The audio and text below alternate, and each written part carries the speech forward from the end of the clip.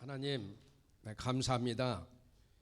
참 우리가 이렇게 예배를 드릴 수 있다는 것 얼마나 큰 복인 줄을 모릅니다. 참 우리가 신령과 진정으로 하나님 앞에 예배 드린다는 것, 우리가 비록 참 대면 예배로 아니면 참 온라인으로 예배를 드리든지 하나님 앞에 간절한 그런 정성을 다한 마음 가지고 예배를 드릴 수 있도록 인도하시니 감사합니다. 예배를 드린 성도님들 그 중심을 보시고 하나님 복을 쏟아부어 주실 때 참 세상에 알 수 없는 복, 세상에 감히 받을 수 없는 복을 채워주시고 역사해 주시옵소서. 특별히 말씀을 듣는 중에 정말 이 말씀을 잘 받아서 30배, 60배, 100배의 그 결실을 얻는 영적인 말씀이 될 수 있게 도와주시고 참 말씀 속에서 깨달음과 말씀 속에서 또한 회개가 있게 도와주시고 참 말씀을 통하여서 더욱 영적으로 크게 참 내가 성장할 수 있도록 하나님 복을 허락하시고 역사해 주시옵소서. 감사하며 예수님 이름으로 기도되옵나이다. 아멘. 지난주에 이어서 똑같이 하나님의 전신갑주를 입으라 라는 제목으로 말씀을 전합니다. 그리스도인들의 영적 전쟁은 우리가 예수를 믿는 그 순간부터 시작됩니다. 그리고 장차 영광의 나라에 들어갈 때까지 계속 영적 전쟁이 되는 겁니다. 바울은 그리스도인들의 영적 전쟁은 혈과 육, 즉 연약한 인간을 상대로 한 싸움이 아니라 마귀 세력과의 영적 전쟁임을 말하고 있습니다. 하나님께서는 예수 그리스도를 통하여 우주 만물을 통일시키려는 원대한 계획을 갖고 계시지만 마귀는 기회만 있으면 하나님의 일을 방해하고자 합니다. 특히 마귀는 성도들을 유혹하여 실족해 하고 하나님과의 관계를 끊어지게 함으로써 결국 성도들을 자기의 수하에 두고자 합니다. 따라서 우리가 왜 싸워야 하며 무엇을 위해 싸워야 하며 누구와 맞서 싸워야 하는지가 분명합니다. 이 영적 싸움은 질 수 없는 싸움입니다. 또한 타협이 있을 수가 없습니다. 세상의 전쟁같이 서로 휴전하자고 휴전협정을 맺을 수 있는 전쟁이 아닙니다. 성도들은 하나님께 속한 자로서 하나님의 일을 감당하고 마귀의 침략으로부터 자신을 보호하기 위해 하나님의 전신갑주를 입어야 합니다. 하나님의 전신갑주를 입지 않으면 마귀로부터 당하게 되어 있습니다. 마귀의 유혹으로부터 수많은 젊은이들이 여러 가지 것들에 중독되어 있습니다. 약물이나 알코올에 중독되고 폭력이나 인터넷 게임 등에 중독되었습니다. 인간성 파괴의 끔찍한 일들이 심심치 않게 벌어지고 있습니다. 마시는 생수병에 독약을 타서 직원들이 마심으로 죽을 지경이고 자기는 자살을 하는 일이 며칠 전에 한국에서 일어났습니다. 이것은 제정신으로 하는 것이 아닙니다. 마귀 짓입니다. 마귀는 심지어 성도들에게 무장을 해제시킵니다. 그래서 편안한 것이 좋다고 편안한 신앙생활을 하려고 합니다. 여러분, 나는 편안한 게 좋다, 편안하게 신앙생활 하겠다 하는 사람은 이미 마귀로부터 유혹을 받는 것입니다. 그러므로 많은 성도들이 삶의 현장 속에서 빈번히 실패할 수밖에 없는 것입니다.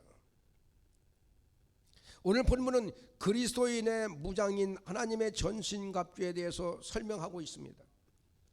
여기서 언급된 성도의 무장은 고대 로마 병사가 전투에 임하기 위해서 갖춰야 할 장비에 비유한 것으로, 즉 진리의 허리띠, 의의 호심경, 평안의 복음의 신, 믿음의 방패, 구원의 투구, 성령의 검인, 하나님의 말씀들입니다.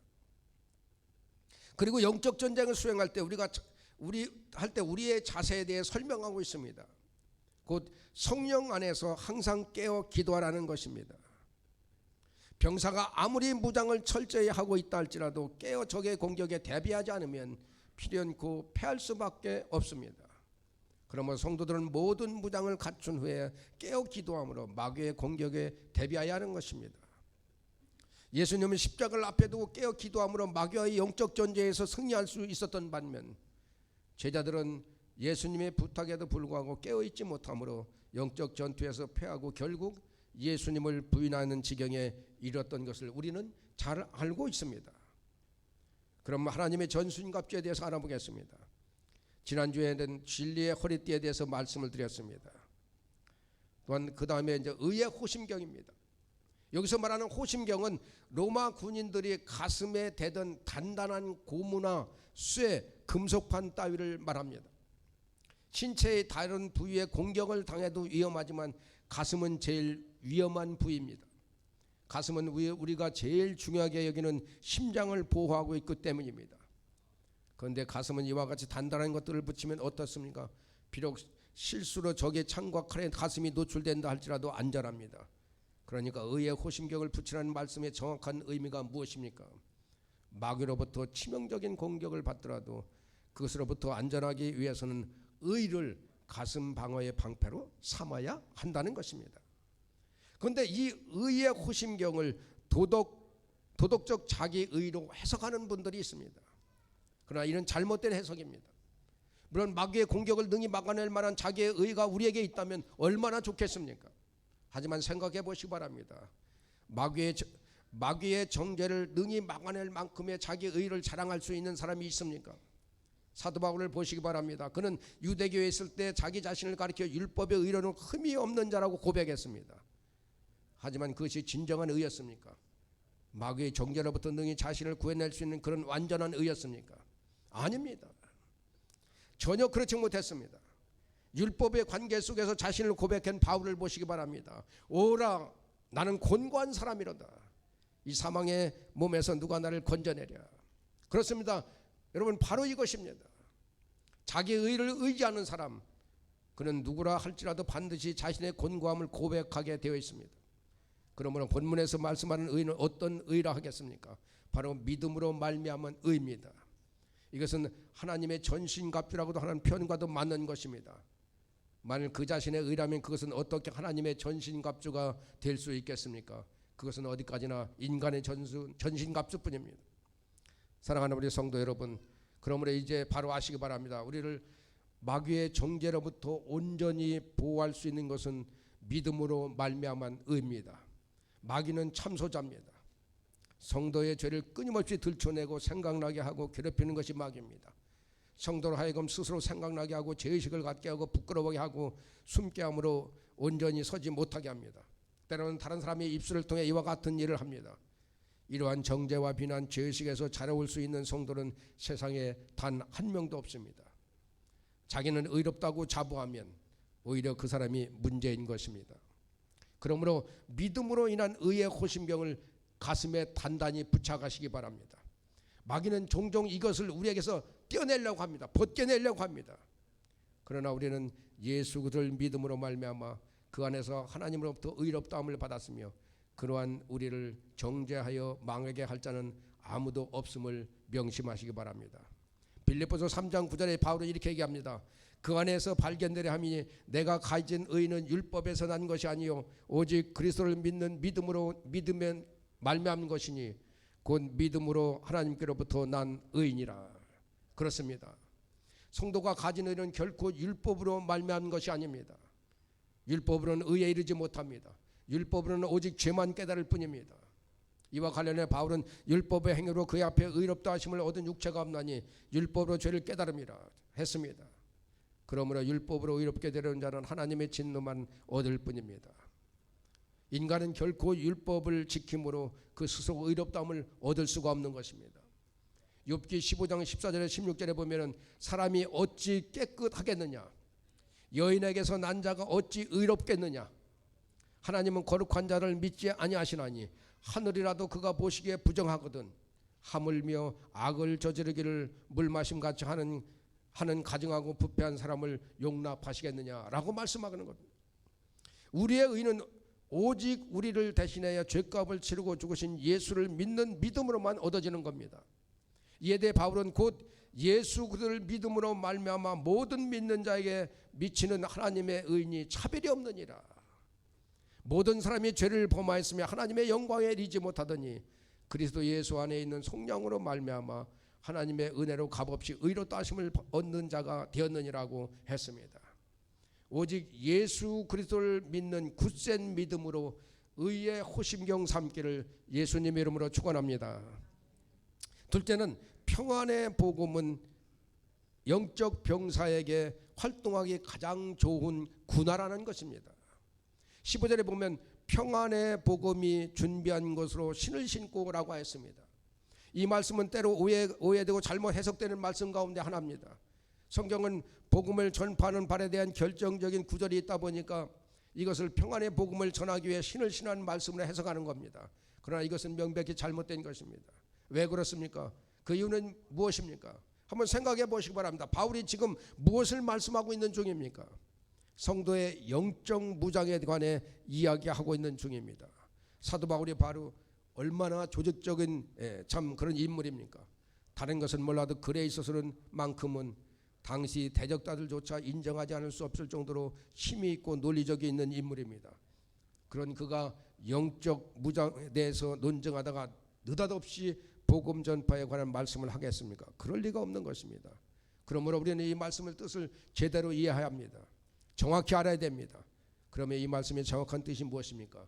그것은 바로 평안의 복음 그 자체가 영적 군인된 성도에게 있어서 로마 군인들의 군화와 같은 안전한 신발이 된다는 것입니다. 그렇습니다. 바로 이것입니다.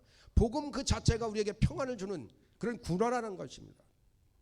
당시 로마 군인들은 지금과 같은 현대화된 군화를 갖고 있지 않았습니다. 그들이 신었던 신은 샌들입니다. 즉 밑바닥에 두꺼운 가죽을 대고 그것을 다리에 감아서 고정시켰습니다.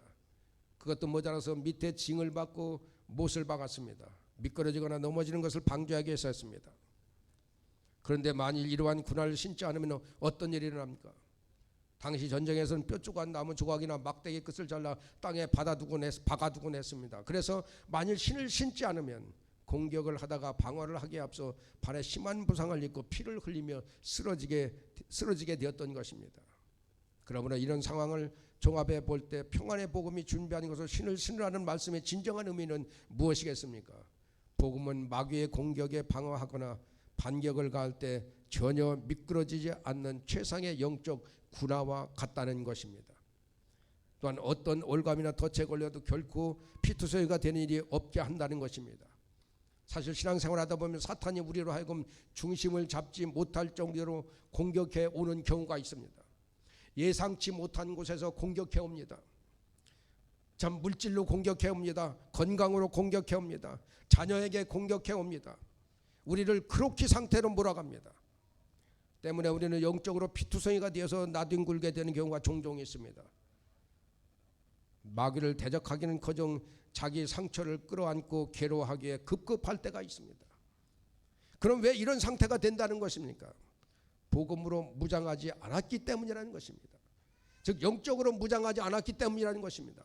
복음은 평안의 복음입니다. 평안의 복음, 우리를 행복하게 하는 복음입니다. 확신을 주는 복음입니다. 이것이 곧 우리의 삶과 신앙과 영적 전투의 유일한 반판이요 군화인 것입니다. 복음으로 무장하는 저와 여러분 되시기를 예수님의 이름으로 축원합니다. 그래서 예수님이 너에게 평안을 주노라 그랬습니다. 예수님 복음다. 복음 그 자체입니다. 여러분 자신이 평안이 없다면 복음이 없다는 증거입니다. 셋째는 불화살의 유일한 방패는 믿음이라는 것입니다.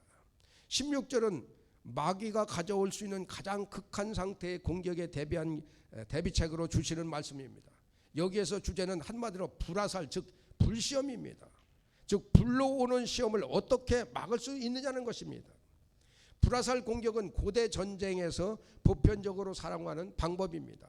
그리고 이러한 불화살 공격을 막으려면 반드시 방패를 가져야 했습니다.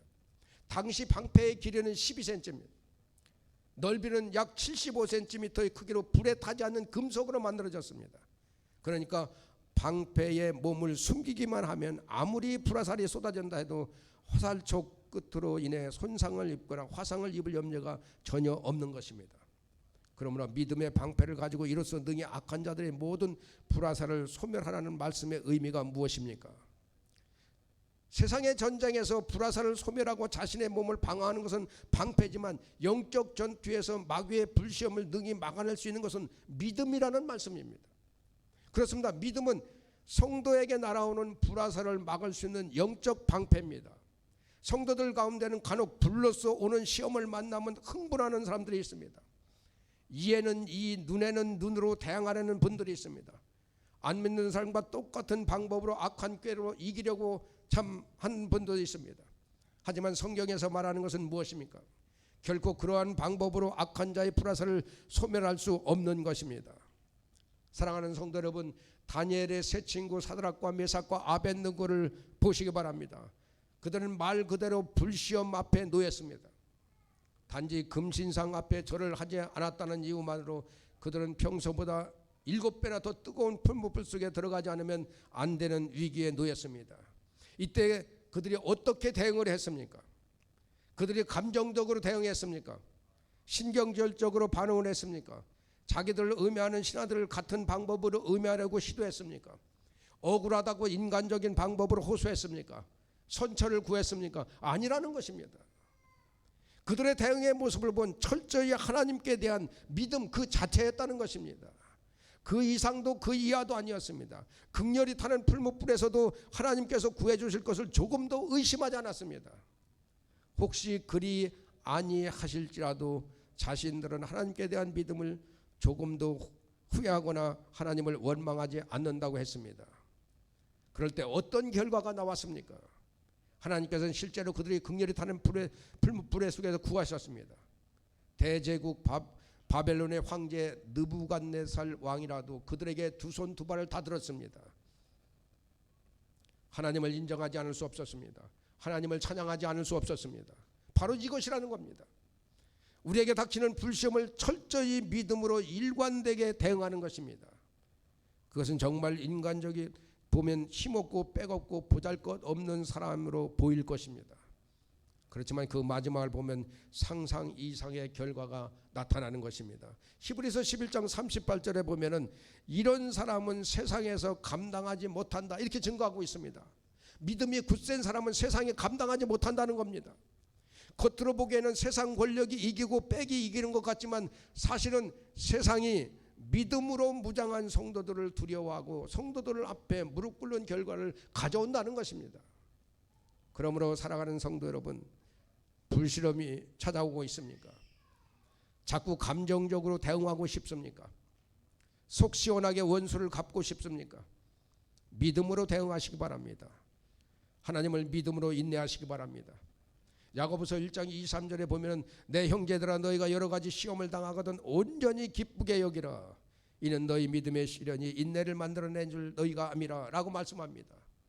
이 말씀을 보면 초대교회 성도들에게도 온갖 다양한 종류의 시험이 있었음을 알 수 있습니다. 지금도 마찬가지입니다. 그런데 성도들 가운데 예수 믿고 구원받으면 아무런 시험도 없으라고 생각하는 성도들이 많이 있습니다. 분명히 우리가 알아야 할 것은 예수 믿고 구원받은 사람에게는 더 이상의 시험이나 어려움이 없으라는 아니란 생각을 버려야 하는 것입니다. 하늘나라를 가기까지는 우리는 항상 영적 싸움을 하게 되어 있습니다. 마지막이 가까울수록 사탄의 공격이 더욱 집요하고 강해진다는 사실을 기억하며 항상 깨어 있어야 됩니다. 요한일서 5장 4절에 보면 무릇 하나님께로부터 난 자마다 세상을 이기느니라. 세상을 이기는 승리는 이것이니 우리의 믿음이니라 라고 말씀합니다. 하나님께로부터 난 자란 예수가 그리스도임을 믿는 자입니다. 그리고 세상이란 사탄이 지배하는 세상입니다.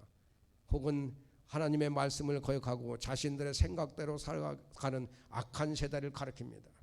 그러므로 성도들이 그리스도께 대한 믿음만 온전하다면 사탄이 지배하는 악한 세상에서 승리하는 삶을 살 수 있다는 그런 말씀입니다. 우리가 살아가는 이 세상은 결코 만만한 곳이 아닙니다. 이 세상은 하나님의 원수인 사탄이 지배하는 곳으로 성도들이 승리하는 삶을 살기에 매우 벅찬 곳입니다. 이 세상은 적진입니다.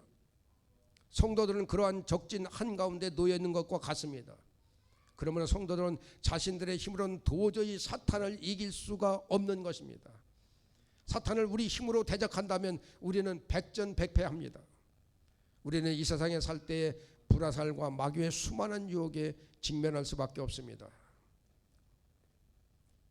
그래야 자칫 위기를 맞을 수도 있습니다. 그러나 믿음만 있다면 그리스도께서 주시는 능력으로 모든 불화살과 유혹들을 물리치고 승리할 수 있는 것입니다. 빌립보서 4장 10절에 보면 내게 능력 주신 자 안에서 내가 모든 것을 할 수 있느니라 라고 말씀하셨습니다. 그렇습니다. 믿음이야말로 그리스도인들의 승리의 원천입니다. 그러므로 여러분은 더욱 믿음을 굳건하게 부여잡으시기 바랍니다. 모든 불화살을 믿음으로 대적함으로 승리하는 저와 여러분 되시기를 예수님의 이름으로 축원합니다. 우리는 하나님이 우리를 지키시고 하나님께서 우리를 보호하신다는 확실한 믿음을 가지고 여러분 이 세상을 살아가야 되는 겁니다. 근데 우리는 때로는 돈이 우리를 지키고 어떤 명예가 아니면 학벌이 아니면 권력이 우리를 지킨다고 착각할 때가 있습니다. 그렇다고 여러분들 돈을 벌지 말라, 공부를 하지 말라, 어떤 세상에 무슨 권세를 갖지 말라 그런 얘기가 아닙니다. 여러분이 기본적으로 깨닫고 알아야 할 것은 하나님만이 여러분을 온전하게 지키실 수 있습니다. 믿습니까? 절대로 돈이 지키지 못합니다. 여러분 우리 인간은 언젠가는 하나님 앞에 가야 됩니다. 하나님의 보호함이 없으면 우리가 이 세상 살아갈 수가 없습니다. 돈 가지고 되는 게 아닙니다. 권력 가지고 되는 게 아닙니다. 여러분 하나님을 믿는 굳센 믿음으로 승리한 삶 살기를 예수님의 이름으로 축원합니다. 바로 그게 하나님이 원하시는 거예요. 여러분 하나님의 참 전신갑주는 믿음으로만 입을 수 있는 것입니다. 그러므로 믿음으로 승리하는 인생 살기를 예수님의 이름으로 축원합니다. 우리 기도하겠습니다. 하나님 우리 성도님들 온전히 하나님의 전신갑주를 입게 도와주시옵소서. 그 믿음입니다. 하나님을 믿는 그 믿음, 독생자 예수를 믿는 그 믿음, 성령의 능력을 믿는 그 믿음, 어떠한 세상의 어려움이 와도 참 하나님을 믿는 그 믿음, 어떠한 고난이 오고 어떠한 어려움이 와도 어떠한 환난이 와도 그 잃지 않는 변치 않는 그 믿음, 그 믿음으로 우리가 승리할 수 있음을 우리가 깨닫게 도와주시옵소서. 참 돈이 다가 아닙니다. 권세가 다가 아닙니다. 명예가 다 아닙니다. 빽이 다 아닙니다. 학벌이 다 아닙니다. 오직 하나님을 믿는 그 믿음이 우리를 지킬 수 있사오니 참 이 자리에 참석한 우리 성도님들 또한 영상으로 드리는 성도님들 오직 하나님만 믿는 그 믿음을 가질 수 있게 도와주시고 믿음으로 승리하는 삶을 살 수 있도록 하나님 역사하시고 인도해 주시옵소서. 그러므로 정말 이 코로나 전국의 어려운 시기에 힘든 시기에 우리 승리하는 삶 살아갈 수 있도록 하나님 은혜를 베풀어 주시고 역사해 주시옵소서. 감사하며 예수님의 이름으로 기도되옵나이다. 아멘.